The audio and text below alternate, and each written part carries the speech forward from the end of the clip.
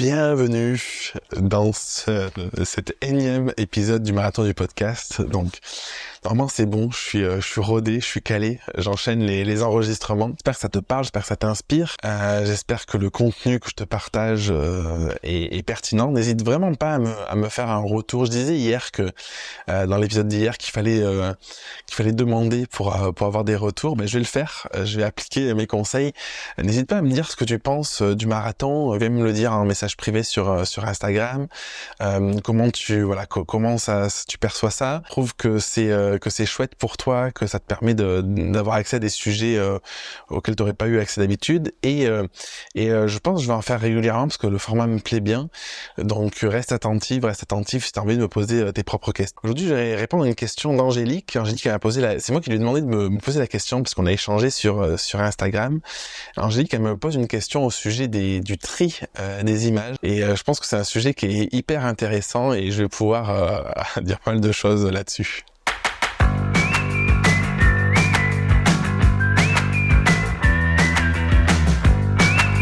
Pour donner un peu de contexte à cette question, j'ai fait, au moment où l'épisode va sortir, ça fait une semaine, 10 jours, je sais pas, j'avais fait des stories sur Instagram, et du coup, dans ces stories, je faisais la promotion de ma masterclass sur les intelligences artificielles. Donc c'est une masterclass où on voit deux choses. On voit l'aspect assistant en termes de post-prod, donc principalement pour la retouche d'image pour les photographes qui travaillent sur Lightroom, et il y a une très grosse partie, on va dire 70% de la masterclass qui est en direction de la création du contenu quand on est photographe. Et du coup là je faisais des posts plutôt sur la partie retouche en disant que je prenais un exemple personnel que j'avais eu. J'ai retouché 700 photos, un peu plus de 700 photos sur un reportage que j'ai fait avec une entreprise. C'était en juillet, fin juin, je sais plus, il y a peu. En 2 heures. C'est-à-dire qu'en fait, en 2 heures, j'avais fait le traitement des images, la mise en ligne de la galerie et la livraison, je l'ai envoyé le lendemain. Et du coup, je disais, c'est quand même assez dingue parce qu'aujourd'hui, je fais plus de mariage. Quand je faisais un mariage, je rendais entre 800 et 900 photos à peu près en moyenne. Et ça me prenait quelque chose comme en post-production, avec le tri, tout ça, ça me prenait quelque chose comme peut-être 3 jours. Et sur les 3 jours, j'avais bien 2 jours de retouche, 1 jour et demi, 2 jours de retouche, la mise en ligne et tout ça. Et du coup, là, je suis passé de 2 jours à, on va dire, à 2 heures. Donc, c'est assez incroyable comme truc. Et je partageais ça. Et il y a des personnes qui m'ont dit, oh là là, moi, c'était pas aussi efficace. Moi, j'y prends encore beaucoup de temps. Il y a une amie qui m'a dit, moi, je mets encore 5 jours. Et du coup, je me disais, mais en fait, comment c'est possible? Et du coup, j'ai réfléchi après coup. Et une personne qui me disait, moi, je prends beaucoup de temps. Aujourd'hui, j'utilise Imagen AI, donc ça me permet d'avoir gagné du temps sur la partie retouche. Mais je passe encore beaucoup de temps derrière sur le fait d'affiner mes images, mes photos, tout ça, de retoucher ce que fait l'IA. Et c'est surtout, j'ai des problématiques dans le tri, parce que je passe beaucoup de temps à faire du tri. Et du coup, là, j'ai demandé à Angélique, elle m'a posé la question, elle m'a dit, est-ce que tu as des astuces pour l'optimisation du tri? Parce que je gagne beaucoup de temps avec Imagen, donc sur la partie retouche, mais quand même, il reste une grande part qui peut être optimisée au niveau de mon temps de tri.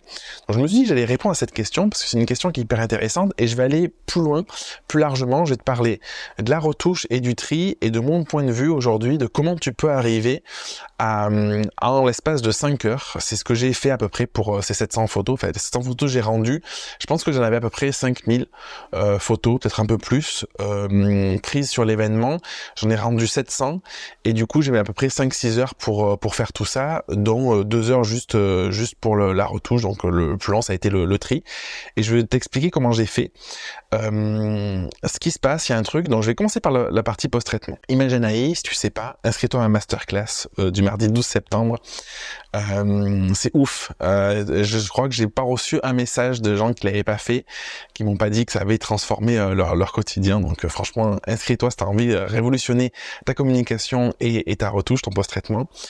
Imagen AI, c'est une solution où tu balances tes photos Et par rapport au profil que tu as créé qui correspond à ton style d'image, ça va te rendre les photos finalisées. Donc il y a beaucoup de personnes qui utilisent l'IA parce que tu gagnes quand même du temps plutôt que de passer photo par photo sur Lightroom ou de le faire par lot en appliquant ton preset, mais qui me disent encore que ça leur demande encore beaucoup de temps après. Je pense que ça c'est lié à une exigence, une hyper exigence qu'on peut avoir. D'ailleurs le 11 septembre, le lundi, il y a un atelier sur l'hyper exigence. Ça te parle de ce sujet-là, tu peux t'inscrire aux 2 événements. Une hyper exigence qu'on peut avoir, aller dans le niveau de détail. Il y a des personnes qui m'ont dit oui mais moi je dois supprimer des mouches sur la robe de la mariée, des brins d'herbe, machin et tout. Donc je comprends ce truc. Mais moi je me suis dit mais attends, mais quand je faisais mes mariages, j'avais pas d'IA à l'époque, donc je passais du temps sur la retouche. Bon oui, de temps en temps t'as une mouche à supprimer, un truc, un insecte, un parasite, mais voilà, ça te prend 10 minutes sur tout un mariage, c'est le bout du monde. Et je me suis fait 2 réflexions du coup. C'est que je pense qu'il y a un niveau d'exigence qui est pas forcément le même, peut-être chez ces personnes-là. Et la deuxième problématique, c'est peut-être le niveau de prise de vue. Et en fait, moi, j'ai un style où, quand je faisais du mariage, là on parle du mariage, mais c'est pareil pour tout, c'est du 35 mm, du 58 mm, donc c'est des plans qui sont en reportage au 35, c'est le plus large que je fais, vraiment assez serré, où je vois pas trop les pieds de tout ça. Et là, la personne, il y en a une qui disait, oui, mais quand tu supprimes un sac à main par terre, c'est problématique. Bah, du coup, oui, c'est sûr que c'est problématique, donc ça demande de l'anticipation, ça demande de cleaner un petit peu au démarrage quand tu fais ta prise de vue pour avoir un espace qui est net et demander aux gens de pas mettre leur sac à main par terre ou peut-être. Et moi je sais que ce que je faisais quand je faisais des photos de groupe, c'est que je faisais des portraits où en fait il y avait, je doublais toujours avec la photo de plein pied et je la mettais telle quelle, mais la photo sur laquelle je me focalisais c'était une photo sur un plan plus serré parce que moi je pense que ça n'a pas d'intérêt de voir les pieds des gens. Oui, tu te dis sur le coup t'es content parce que t'as acheté une robe 500 balles et puis on voit ta robe sur la photo, mais passer ça dans la valeur souvenir, la souvenir c'est d'être avec les gens que t'aimes. Et du coup j'avais des cadrages assez serrés, surtout le nombre de personnes plus ou moins serrées sur ça, et du coup ça évite pas mal de problématiques, ça évite tous les éléments au sol, et je shoot globalement donc sur des photos comme ça de groupe, peut-être à 2.8, donc je fermais un peu, et malgré tout j'avais quand même une profondeur de champ qui était assez faible, il fallait que les personnes soient bien alignées, et du coup ce qui me permettait de pas avoir d'éléments visuels perturbants au fond. Donc à la prise de vue ça peut avoir un impact, ça c'est le deuxième élément, et le premier élément dont je te parlais, c'est vraiment ce sentiment, ce truc de dire plus tu vas être pinaillé sur des éléments, plus tu vas vouloir les corriger, plus ça va prendre de temps. Imagine, il gère pas par exemple la retouche de détail. Donc forcément, si toi tu te dis la mariée elle a un petit fil qui dépasse sur sa robe, ou je sais pas, elle a un cil de travers et que tu te dis sur les 300 photos que t'as d'elle, tu vas toucher ça, forcément tu vas mettre beaucoup plus de temps.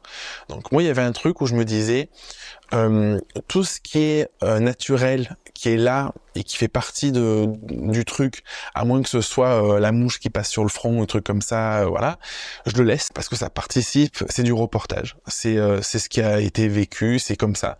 Et même s'il y a un sac à main au final dans le fond de l'image, est-ce que c'est grave? Ça reste un sac à main d'un invité et ça dit quelque chose sur le moment. Par contre, tout ce qui ne devrait pas être là, je travaille dessus.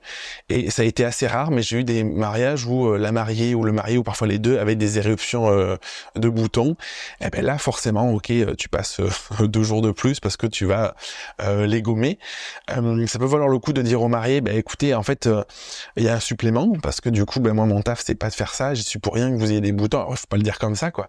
Mais de dire, ben voilà, il y a tous ces boutons, j'ai compris que ça te gênait. Moi, ça me demandait une journée de plus de boulot, ben du coup, c'est 2, 3, 400 euros de plus, je sais pas. Est-ce que tu veux le faire ou pas? Parce qu'en fait, il y a ce truc-là aussi de, on veut servir, c'est bien, on veut faire en sorte que ce soit bien, mais en fait, on n'est pas responsable que les mariés aient une éruption de boutons qui soient stressés. Donc, il y a aussi ce côté, ça rejoint un peu l'épisode peut-être d'hier, de se détacher de certaines choses, ou si on veut le faire, de le faire et d'accepter ce truc-là. Donc, ça, c'est vraiment les éléments pour la partie post-prod, pour la partie retouche. Et au-delà de ça, moi, sur le reportage, parce qu'on m'a dit, oui, mais c'est du reportage d'entreprise. Oui, mais en fait, ça a commencé l'après-midi en plein cagnard, ça a fini la soirée où il faisait, c'était entre de l'extérieur, où il y avait un truc un peu guinguette, l'intérieur, où il y avait un mode boîte de nuit, donc c'est les conditions du flash, du pas du flash, c'était catastrophique, les conditions du plein soleil, du reportage où un coup t'as quelqu'un qui est en expo pleine face, le soleil dans la tête, parce que bah du coup il faut que t'aies le souvenir de ce moment-là, après l'autre il est dans l'ombre et tout, donc c'est vraiment des conditions de reportage.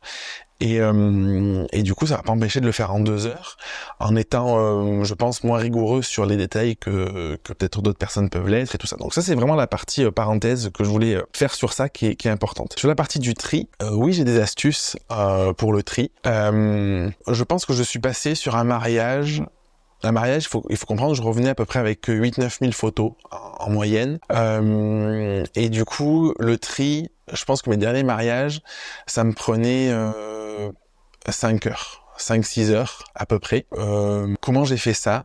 Peut-être un peu plus, peu importe. Une demi-journée, une très grosse demi-journée, on va dire. Comment j'ai fait ça ? C'est que du coup, première chose, j'ai investi dans Photomécanique. Photomécanique, c'est une petite solution. Alors, il y a d'autres trucs qu'ils font.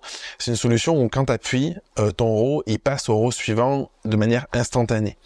Lightroom, le truc, c'est que je pense que je perdais des dizaines d'heures par an à appuyer et à attendre que la photo s'affiche correctement. Donc ça a été révolutionnaire. Et du coup, il y avait un truc, c'est vraiment du mindset où, à une époque, quand je triais, je me disais, j'essayais de sélectionner les photos que j'enlevais. Et en fait, c'est très compliqué psychologiquement de se dire, ah, celle-là, est-ce que je l'enlève? Ah non, peut-être pas, machin. Et du coup, il y a un biais, en fait, qui est tout simple de se dire, bah, t'as pas envie de supprimer une photo qui a l'air chouette. Il y a le fait de supprimer un truc.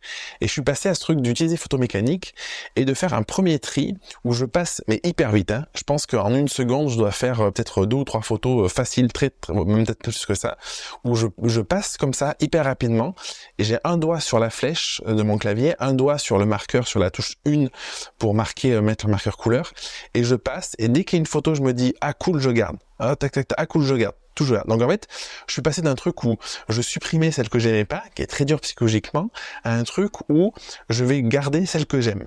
Et du coup, mon œil, il est focus sur qu'est-ce que j'aime. Et c'est très très rapide. Je vais en garder. Je fais toujours ça sur les séances. Pour donner un exemple concret aujourd'hui, c'est sur une séance où je vais faire 1000 photos sur une séance. Après ce premier tri, j'en ai tout le temps à peu près 300. Donc c'est très rapide, c'est un gros dégrossissage, tu vois. Donc en mariage je faisais ça, en reportage je fais ça aujourd'hui, en séance je fais ça. Donc je passe ce truc-là très rapide où je garde les photos voilà qui me parlent. Et c'est pas une réflexion poussée de est-ce qu'elle est mieux, est-ce qu'elle est pas mieux, machin. C'est si je me dis ouais elle a l'air cool, je la conserve. Et avec ce truc de il faut pas que je doute sur une image. C'est-à-dire qu'en fait s'il y a un doute, il y a pas de doute. Donc ça c'est vraiment un truc, c'est une philosophie à prendre. Et je passe avec, je te mime le truc, je passe avec mon doigt et je clique sur le truc. Donc ça c'est le premier truc qui m'a permis de gagner énormément de temps sur mes prestats. Deuxième tri, je reprends mes 300 photos. Sur un mariage, il y avait une proportion à peu près sur un mariage, sur 8000 photos, il m'en restait peut-être quelque chose comme 1500 à peu près. J'ai toujours un truc à peu près similaire. Et donc sur le second tri, là je fais la même chose. Et du coup, je passe un peu moins rapidement, mais quand même rapidement. Et je vais faire pareil, je vais garder les photos que j'aime. En fait, ce qui se passe, c'est comme je le fais souvent quelques heures après ou la veille, ou peut-être 2-3 jours après, je vais oublier les photos que j'avais en amont. Et du coup, mon tri, il est beaucoup plus efficace. Parce qu'en fait, il y a un biais, encore une fois, qui est de la peur de pas garder la bonne photo, qui est une peur illusoire, parce que de toute façon tes clients ils en sauront jamais rien, et puis toi 3 jours après tu sais même plus la photo qui existait ou qui existait pas. Donc en fait ce truc là, le fait de décaler le temps et d'être rapide, ça permet de diminuer. Et en fait quand tu refais un tri sur 300 photos, par exemple sur une séance tu en regardes 70, mais du coup c'est hyper rapide parce que tu vas te dire, t'en as peut-être quelques-unes qui sont similaires, et moi la philosophie dans le tri c'est que je me dis je m'accorde qu'il y en ait 2-3 similaires si l'expression est très différente. Plus de batterie, donc je pense qu'on va arrêter là sur cet épisode du marathon du podcast. Voilà ce que j'aime dire aujourd'hui.